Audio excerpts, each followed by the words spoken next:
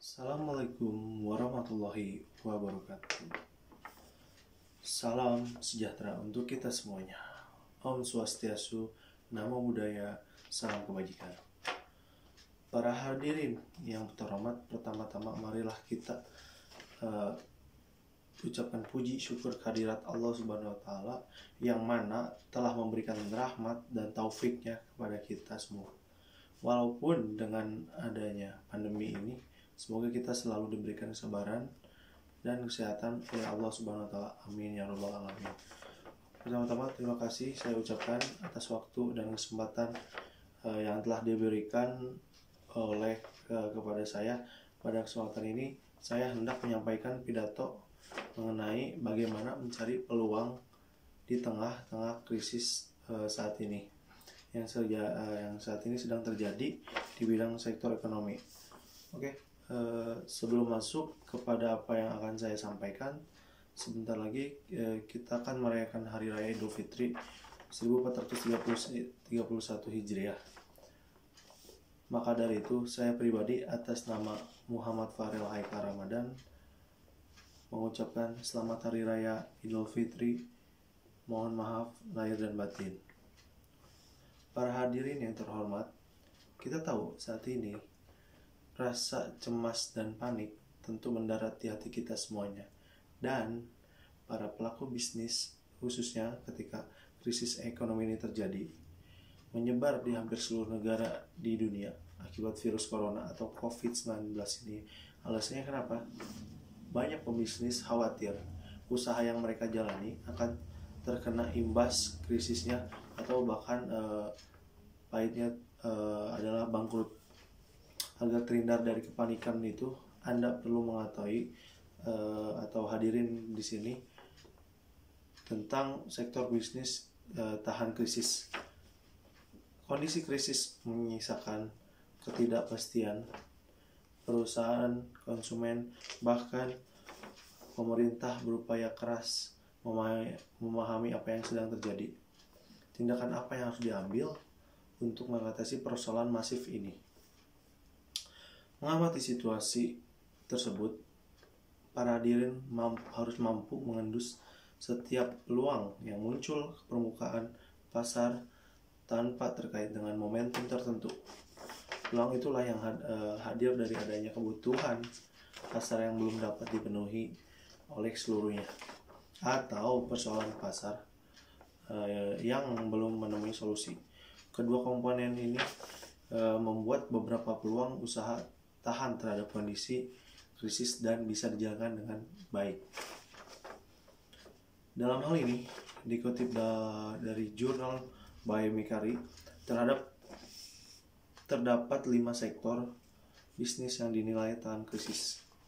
Antara lain, yang pertama adalah bisnis makanan dan minuman atau food and beverage, kemudian usaha penjualan kebutuhan bahan pokok, sektor jasa atau produk kesehatan, kemudian ada juga usaha jasa pendidikan dan pelatihan, serta bisnis sektor digital lainnya.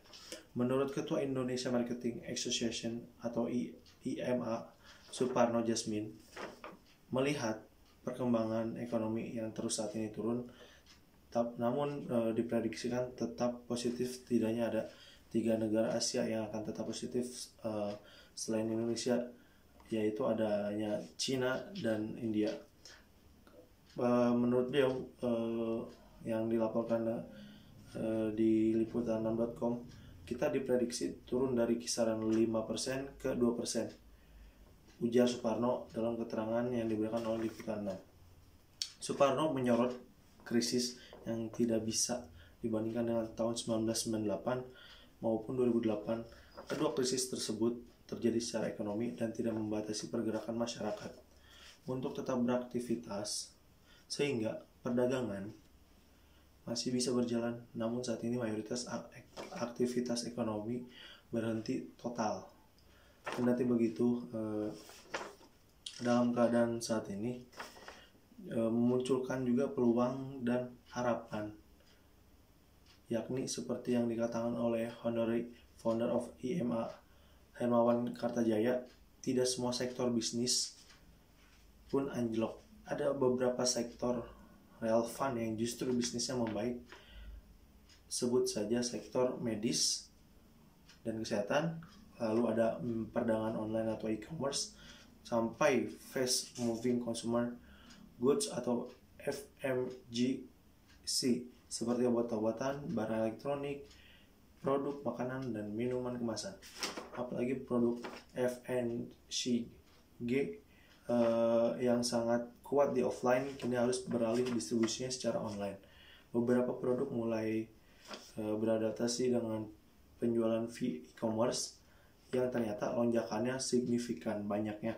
Dengan adanya pandemi ini atau masa krisis ini, teknologi dan platform digital sangat diandalkan untuk saat ini. Semoga saja masa krisis ini akan segera berakhir.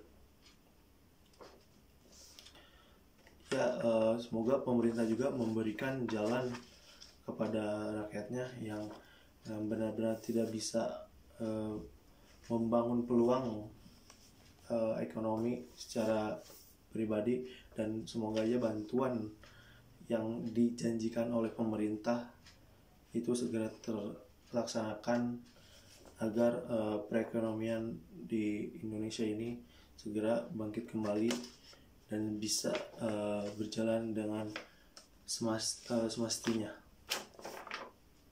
Demikianlah materi yang saya sampaikan terkait dengan bagaimana mencari peluang di tengah krisis ini ataupun saat COVID-19 ini. Terima kasih kepada saya berterima kasih kepada BEM Fakultas yang telah membuatkan acara The Inspirational Speech, dan terima kasih semua yang sudah berpartisipasi, dan mohon maaf apabila ada saya pribadi ada kesalahan ataupun tidak secara sengaja ataupun tidak secara sengaja. Terima kasih atas semuanya. Sekian, assalamualaikum warahmatullahi wabarakatuh.